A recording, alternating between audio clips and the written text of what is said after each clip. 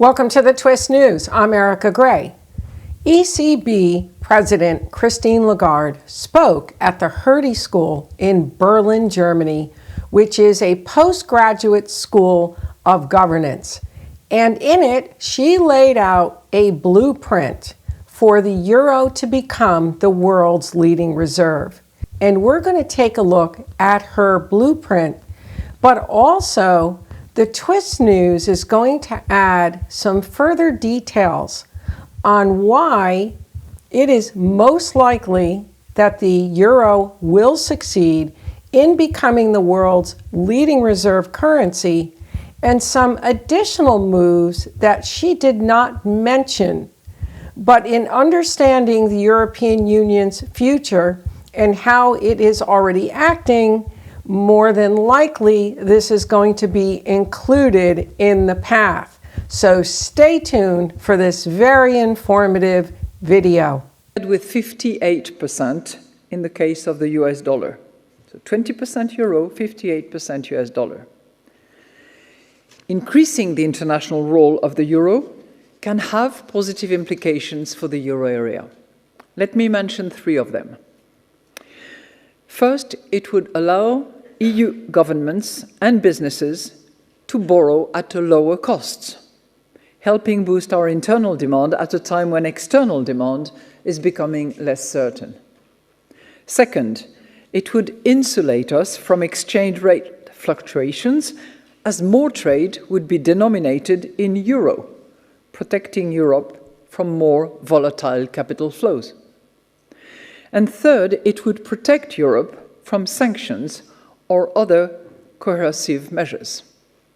So in short, it would allow Europe to better control its own destiny, giving us some of what Valéry Giscard d'Estaing, some 60 years ago, called the exorbitant privilege. He was referring to the dollar at the time. So how is this change likely to happen? For the euro to increase its global status, history tells us that we need to build on three foundations, each of which critical to its success. First foundation, Europe must ensure that it has a solid and credible geopolitical foundation by maintaining steadfast commitment to open trade and underpinning it with security capabilities. Second foundation, Europe must reinforce its economic foundation to make it a top destination for global capital, enabled by deeper and more liquid capital markets. Third foundation, we must bolster our legal foundation by defending the rule of law and by uniting politically so that we can resist external pressure. Essentially, what Christine Lagarde is talking about is the status that the United States currently has because of providing the world's reserve currency and how it has helped the U.S. economy. But now she's putting this for the European Union and how it can help them. So let's continue to listen to her blueprint. Now, also, before we start, she highlighted the 20% that's held in reserves of euros that are held in reserves versus the United States 58%. And in this broadcast, or in her speech, what she's going to talk about is how to bridge that gap and also increase euros into the central banks of many different countries so that it can surpass the dollar as the world's leading reserve currency. So essentially, she goes into the history next and talks about low points for the dollar, but how there was no reserve on the horizon that could take over. And essentially what she's saying is that the European Union is that currency. Now listen to this next part, because there's a key in this next part that she's not going to talk about, but that I will be bringing up later. But I want you to hear this.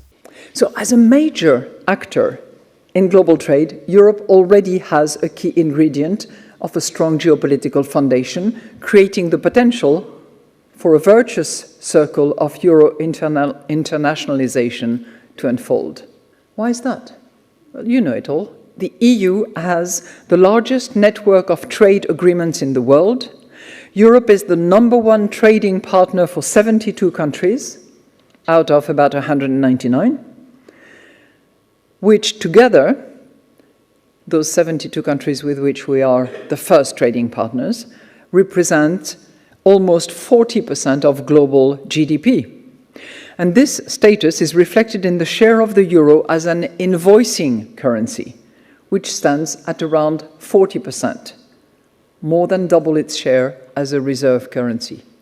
So 20% of the reserves, 40% of the invoicing.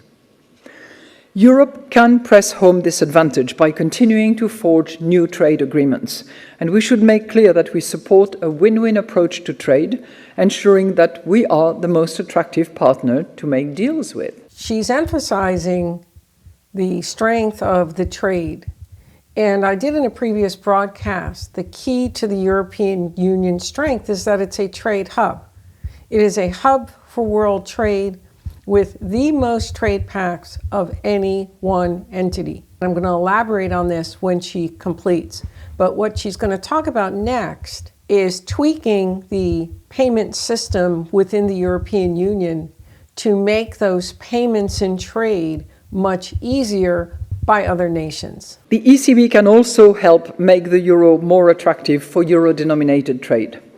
We are working currently, and the work will be completed shortly, on a potential digital euro, and we are pursuing initiatives to enhance cross-border payments in euro, which could potentially facilitate international cross-border transactions in the future. And we know that we have to move fast. We also extend swap lines and repo lines to key partners, and by doing that, we safeguard against euro liquidity shortages abroad, disrupting the smooth transmission of our monetary policy, which in turn encourages those partners to transact more in euro. But there is a limit to how much a currency can grow simply by virtue of being open to trade. In fact, the euro's share of global export invoicing is already today as large as that of the US dollar. But we are not closing the gap in reserve currency status. And this is probably because investors, and especially official investors, also seek geopolitical assurance in another form. They invest in the assets of regions that are reliable security partners and can honor alliances with hard power. Whoa, hard power. So what she's going to say in this next segment is that basically the European Union needs to become a strong military power. That when it's got the hard power to back the economic power, it then can achieve global reserve currency status. So we'll again continue to listen to what she has to say.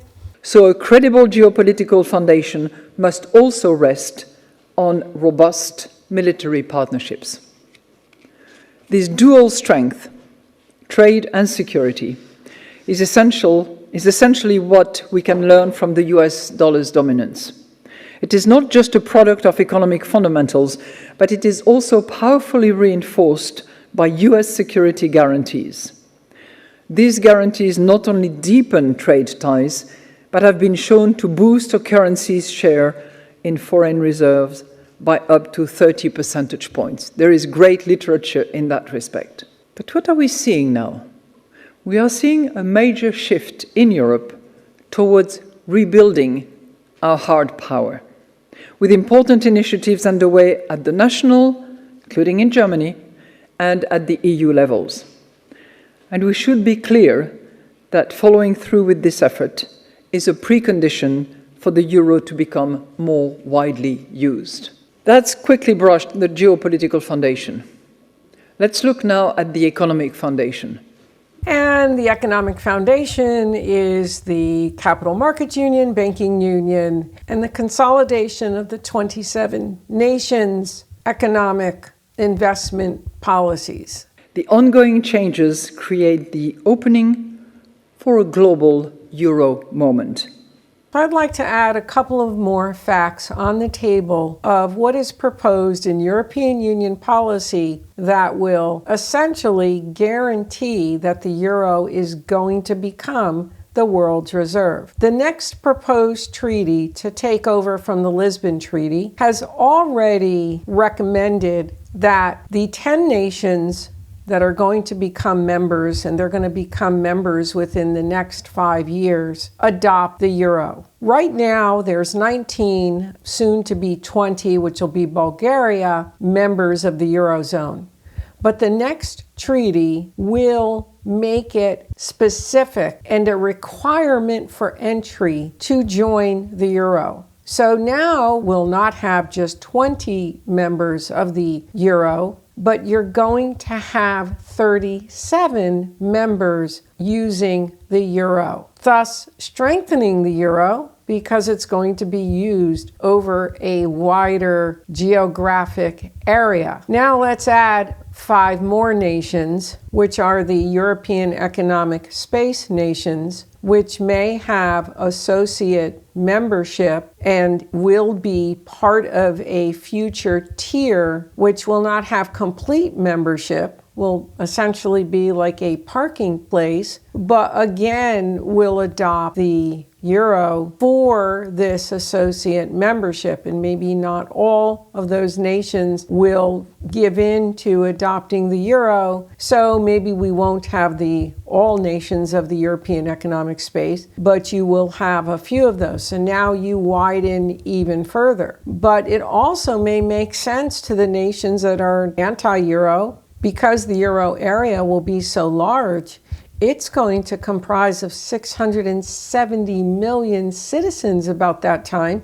And then if it takes in the 5 more nations, it's another potentially swelling this empire up to 770 million citizens who would now be using the euro. And there's one more piece, which is kind of alluded to when she talked about having mechanisms making cross-border payments in euros easier. But there's another piece to this. In a speech a while back, Emmanuel Macron spoke at the Netherlands, and he stated that future treaties should have reciprocity clauses. And he talked about these clauses not pertaining to the items that are being traded, but actually aspects of EU law. The European Union can require that nations that trade with it must adopt the euro in trade, to trade with it. In other words, not adopt the euro as their currency, but must trade in euros. Similar to what the US dollar or what the United States does now, as it's the global reserve currency and nations are required to trade in dollars. Well, the euro can do the same thing, and that's what's not being alluded to. So let's look again at the European Union taking in more nations and having those nations adopt the euro.